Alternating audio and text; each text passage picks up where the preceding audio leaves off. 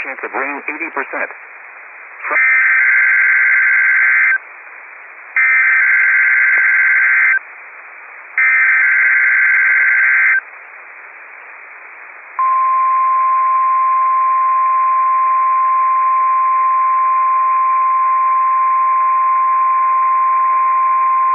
This is a required weekly test of the National Weather Service's specific area message encoding and tone alarm systems.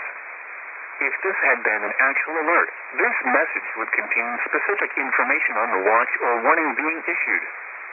This concludes the weekly test of the NOAA Weather Radio Alert Systems.